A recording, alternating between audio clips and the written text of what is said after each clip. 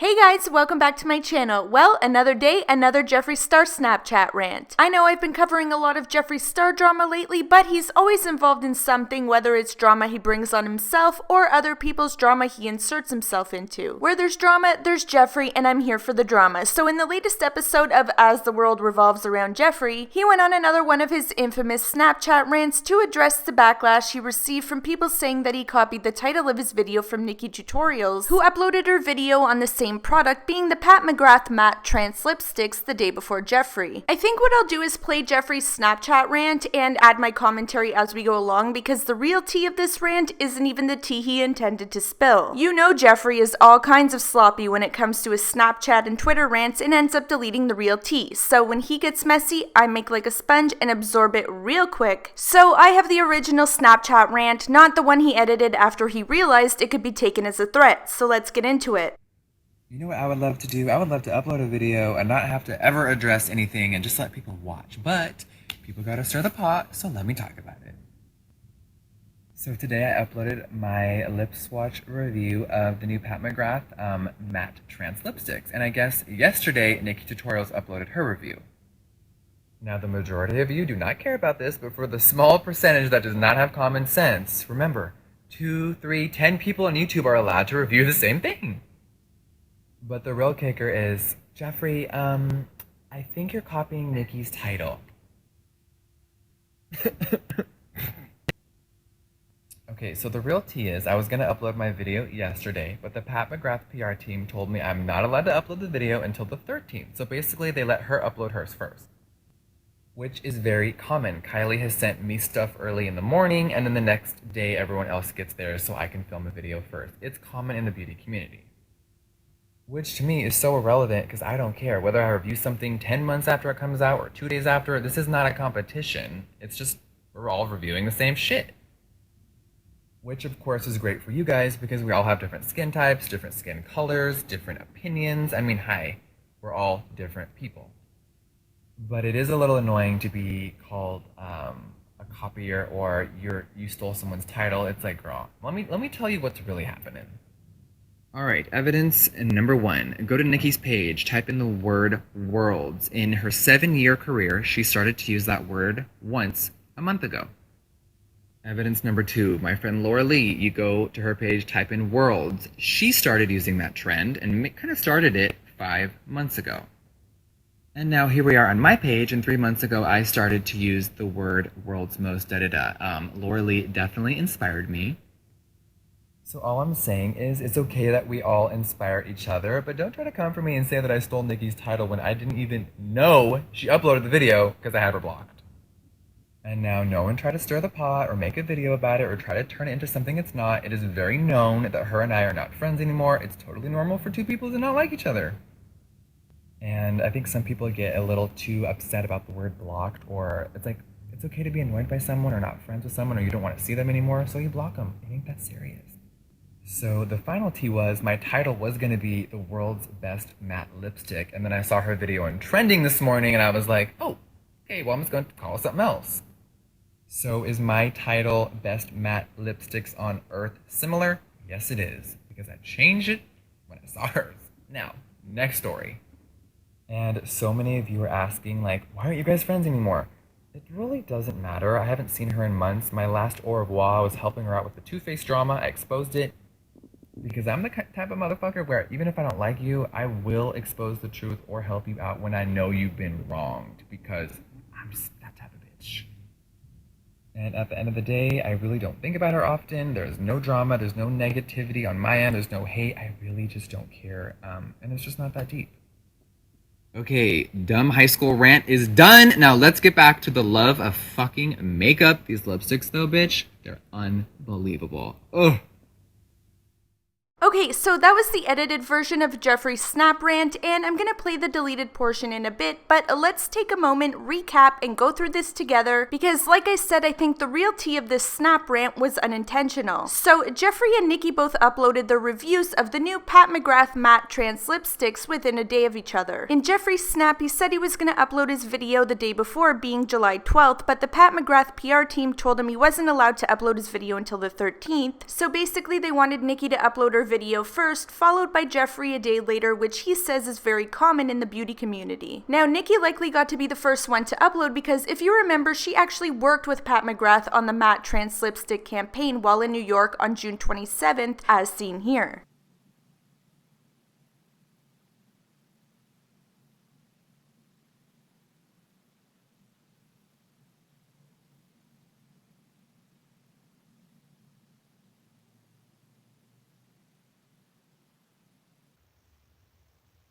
I just cannot stop smiling, you guys. Today, for a second time, dreams became reality, and I got to work with my biggest idol ever, and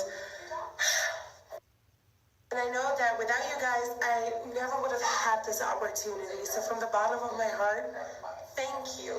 Thank you, and I love you.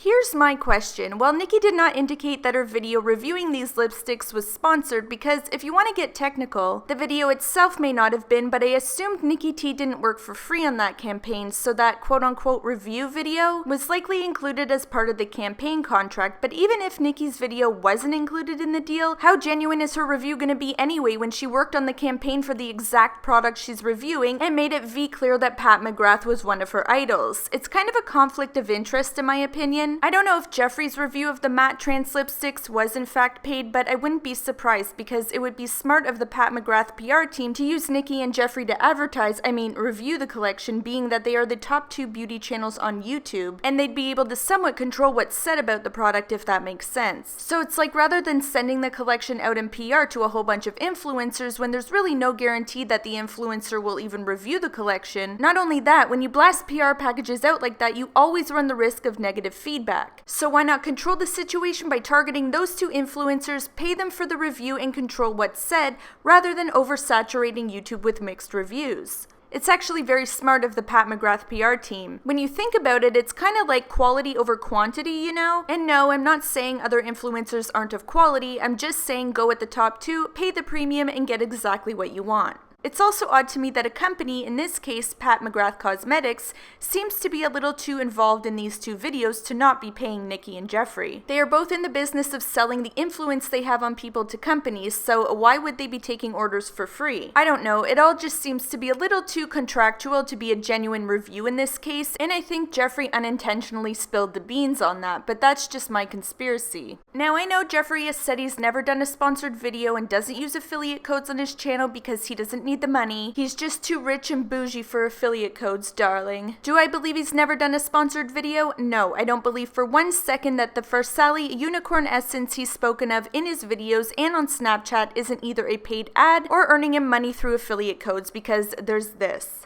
If you go to Jeffree's March Holy Grails and Fails 2017 video and look in the description box, you'll see that he listed the products mentioned in his video, including the Versali Unicorn Essence. We're gonna walk through this together, and I've done this in other videos to show you how affiliate links work. If you click on the link he listed and keep an eye on the search bar, you'll see that you get redirected through sef.me and onto the Sephora page. Usually if an influencer were to leave a link to a product for your ease of locating it, you would go straight through to Sephora without passing through the sef.me link. The reason you're being redirected here is because if you purchase this item through Jeffree's link, he will earn a commission from his referral. You'll also notice that in his description box he doesn't have any other links to products, you know, to help you locate them. The only other links he has are ones to his products from his own brand and one that earns him commission. And yes, in case you didn't know, Sephora does have an affiliate program as seen here, which was pulled straight from their website. I have more in-depth videos on affiliate links, which I will link below if you're interested in learning about them. And let me just be clear, I do not have an issue with influencers using affiliate codes. Just disclose them as required by law and don't tell your subscribers that you've never used them on your channel when you have. Anyway, let's get back to Jeffree's snap, because it's also disappointing to hear that companies like Kylie Cosmetics hand deliver PR packages to certain influencers, coordinating whose video goes up first. In my opinion, if you have that kind of relationship with a brand, it sounds to me like you're working for the brand and not for your subscribers, you know? Sure, they'll throw in a few negative comments about the products in the review because they can't make it obvious that they're on Team Kylie, but the majority of the review will be positive. It's just concerning from a subscriber's perspective to know that there are influencers who are basically under contract with some brands in that they will hand deliver their latest collection to their door in exchange for a video, and we're supposed to believe their review is genuine. Okay, got it. Even if they aren't being paid for said review and the company is just delivering the collection directly to them so they can be the first ones to put up a video, there's a mutual understanding between the influencer and the brand, and maybe that's why this person was literally the only top influencer on YouTube to give the KKW contour sticks a glowing review. What a difference a year and a half can make. You can literally go from this. So what that basically tells me is that they half-assed it, put out the product, and then the next run, they're gonna make improvements. Bitch, it should be perfect the first damn time so every customer gets it. So no offense to her, but these are fucking garbage. To this. Something just got delivered to my doorstep from Kylie, so there may be a little change of plans. Hear me out.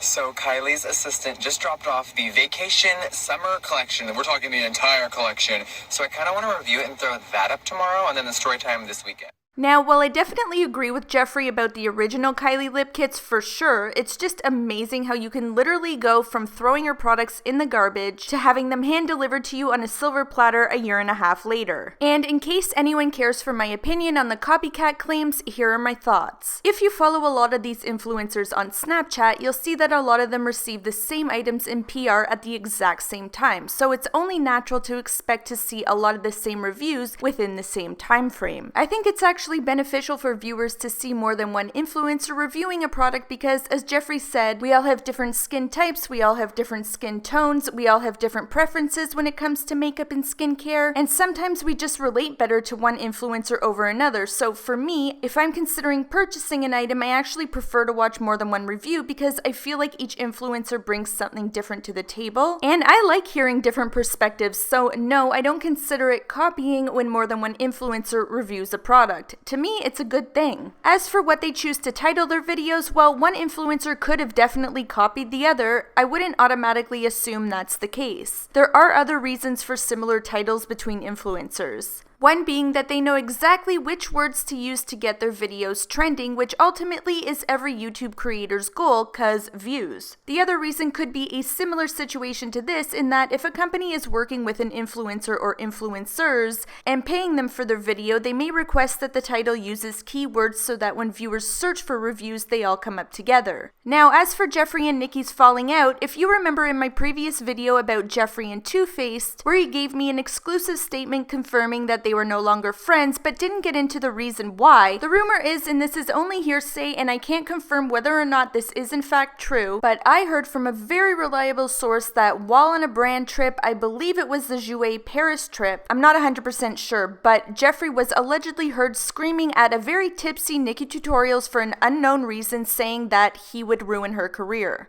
Again, this is alleged and I can't speak to the accuracy of it because I obviously was not there, but this is what I've heard. Now, in the beginning of this video, I showed you the edited version of Jeffree's Snapchat rant, but here's the snap he very quickly deleted. And so many of you are asking, like, why aren't you guys friends anymore? It really doesn't matter. I haven't seen her in months. My last au revoir, I was helping her out with the Too Faced drama. I exposed it. Because I'm the type of motherfucker where even if I don't like you, I will expose the truth or help you out when I know you've been wronged, because I'm just that type of bitch. And at the end of the day, I really don't think about her often. There's no drama, there's no negativity on my end, there's no hate. I really just don't care, and it's just not that deep. And a lot of you are like, okay, how come she's never said anything about your friendship? Because I have dirt on everyone, and they know to keep their mouths shut. And they know to keep their mouths shut. Okay, so first of all, we know he wasn't helping Nikkie out with exposing her contract with Too Faced. How does that do anything but put her in a bad position because legally she's bound by contracts and can't even speak about it? This was just Jeffree once again using someone to fit his own narrative and make it seem like he was doing a good thing for someone when really all he cared about was shading Too Faced. Nikkie just happened to be a convenient storyline. Remember, the whole thing started over unicorns. Why not keep it contained to unicorns? This is just like when he blocked Jackie Aina and used someone else as his scapegoat because she was convenient to him at the time. And no, he's not the type to help someone out when they've been wronged. He's the type to sit back and laugh at them. Oh, and while we're talking about Nikkie and Too Faced, whatever happened to Jeffree's Too Faced and Nikkie Tutorial's Power of Makeup palette tutorial? Cause it has magically vanished from his page. Maybe it's because in the tutorial he praised the palette, but during his rant against Too Faced he said it was shit, so which is it exactly? As for what he said at the end of his deleted Snap rant, saying that the reason Nikkie hasn't spoken up about their friendship is because he has dirt on everyone, and they know to keep their mouths shut, is that a threat? What is it, like joining the fucking mob over there? Once you're in, you can't get out unless you want all your secrets leaked to the public? Is that what it's gonna be like if Manny or Laura have a falling out with him? Cause I'm sure he has all the dirt on both of them, and I feel like Jeffree is the type of person where he's happy for you as long as he's doing better than you, and if one of those two get ahead of him at some point, I think things will get very interesting because Jeffree doesn't have anyone but himself to answer to, and those two have a lot to lose. Anyway, you guys, I know there was a lot of information in this video, but I want to know how you felt about that deleted Snap. What did you interpret it to mean? Did you take it as a threat? And do you think that if Manny and Laura were to have a falling out with Jeffree, that they'd have to worry about all their shit being leaked? Leave all your comments below. I hope you guys enjoyed this video, and I'll talk to you guys again soon in my next one. Bye!